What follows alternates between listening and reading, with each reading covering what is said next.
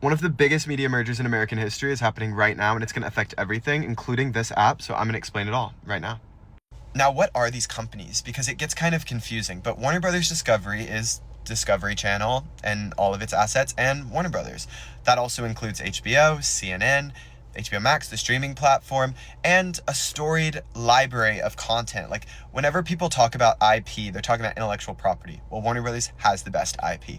They've got Harry Potter, Lord of the Rings, all the way back to Wizard of Oz. They've got this massive amount of intellectual property. Why? Because they're one of the oldest movie studios and arguably like the most prestigious. Like, I think when you think about Hollywood, like, there's something really special about Warner Brothers and its storied studio lot, which is in Burbank, which is prime real estate, an incredible lot. A lot of people want that lot. And they're being bought. They're being bought by Paramount Skydance. That includes the storied movie studio of Paramount, which a year ago was bought for $8 billion by David Ellison and his production company Skydance, which mainly did a bunch of action movies. Now, who's David Ellison? Well, he's the son of Larry Ellison, the founder of Oracle, one of the largest technology companies in the world and one of the world's richest men, worth about $200 billion.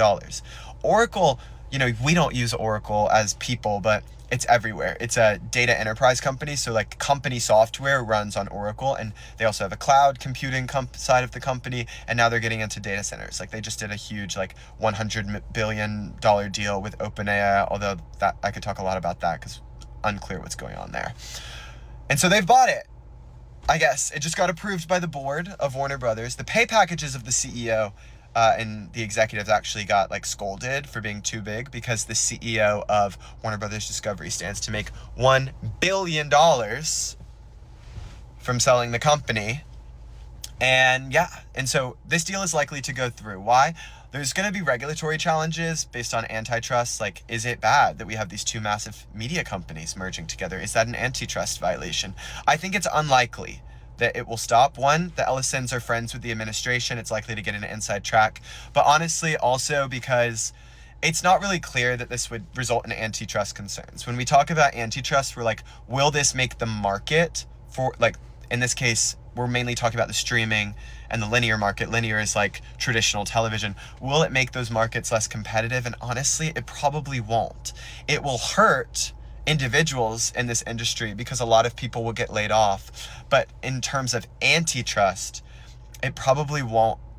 It wouldn't create a monopoly or anything, because Netflix is the big dog. And Netflix tried to buy Warner Brothers Discovery. In fact, they got a deal approved for $80 billion just for one side of the company, just the Warner Brothers movie studio and HBO Max. Then the Ellisons were like, whoa, we'll pay more. We'll pay Netflix $2.8 billion to cut this deal off, and we'll spend $111 billion to buy Warner Brothers Discovery. The deal is likely to go through.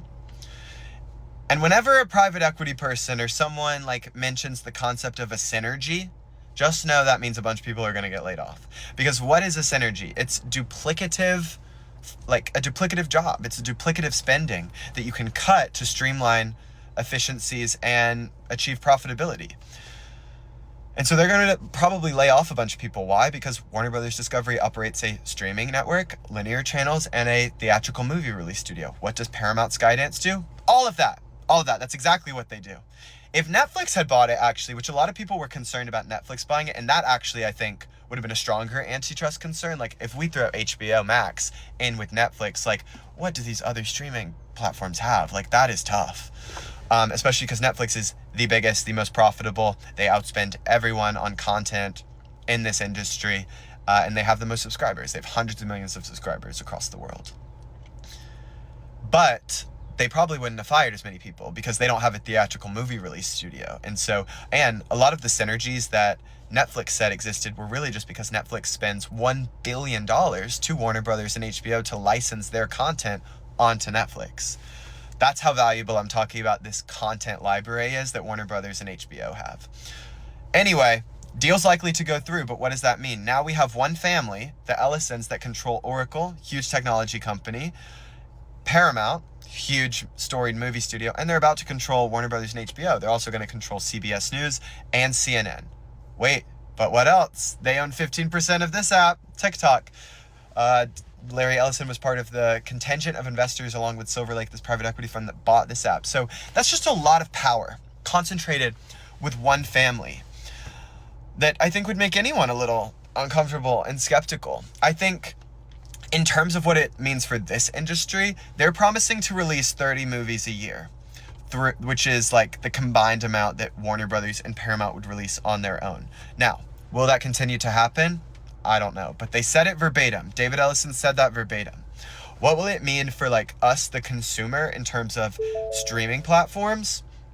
Unclear. I would imagine, and likely what will happen is that HBO will keep operating on its own because the team there is so successful. Like, they constantly make incredible content, and even though they're a smaller team, they win more Emmys than anyone else. It would be ludicrous to mess up what the CEO, Casey Bloys, is doing. And Paramount is probably going to invest a bunch of money. I mean, they have deep pockets now. They're going to invest a bunch of money in content. They already invested like $8 billion in getting like WWE. My car just turned off. But yeah, so these companies are merging. It's totally unlikely to get blocked, in my opinion. It will likely be approved. There will be a new day in Hollywood, and unfortunately, I would imagine many people will get laid off. And now you might be asking though, why does Warner Brothers even have to be sold? They were so successful. Well, Warner Brothers has had an absolute terrible run with media mergers. Warner Brothers used to be owned by AOL, then it was owned by AT&T, and then they had this Warner Brothers Discovery merger. There was an absolute destruction of value. Like the CEO who's about to get paid $1 billion. It's not all his fault, but Warner Brothers Discovery, the stock went down to like $6 or $7 a year ago, and now it's being sold for $31, $32 a share just because of the bidding war for the IP library. Nothing to do with the balance sheet or the bottom line, really. And so they have all this debt. Like from those past media mergers, Warner Brothers Discovery is saddled with like $40 billion of debt. And so despite the fact that HBO Max is profitable on its own, the movie studio had a great run last year. It was super successful with One Battle After Another, Weapons, Minecraft, Superman, tons of successful movies. But they still have all this debt. And despite that streaming side becoming profitable, it also has all these linear channels from the Discovery side. Think CNN, TNT, Discovery Channel itself. All those linear networks are shedding subscribers and starting to shed money. And they used to be super profitable. And so they were relying on that money. And basically no one in Hollywood anticipated how fast people would start cutting cords. And so it's shaken up a lot of these companies as they've had to rapidly get like their streaming networks profitable, invest tons of money in content so that you have something to watch.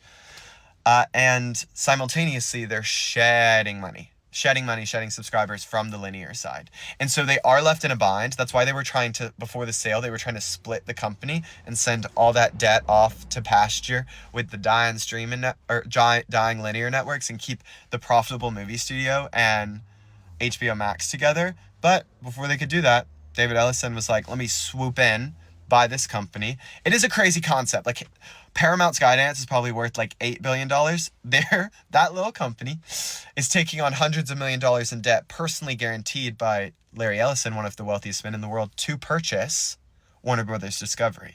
But he's also been left in a bind because a lot of rumors have swirled about the Oracle profitability. The deal with OpenAI is very unclear, and it's worth a ton of money for the Oracle bottom line, like $100 billion, and their stock has plummeted like 30%. And so they're also left in kind of a bind, like how much more can they keep investing? They have, what seems like limitless money, but I promise there are limits to money, and this is an expensive industry and an expensive endeavor. And so that's just basically what's going on. We have these huge legacy media studios all merging, and it's really all about a new dawn and a new era in Hollywood because streaming has totally changed the game. The box office does appear to be recovering, but even movie studios have never been the same since COVID. And now we have a mass amount of consolidation. And we can debate whether or not that's necessary or good, but I do think we should all just be watching carefully as one family controls so much of our media industry.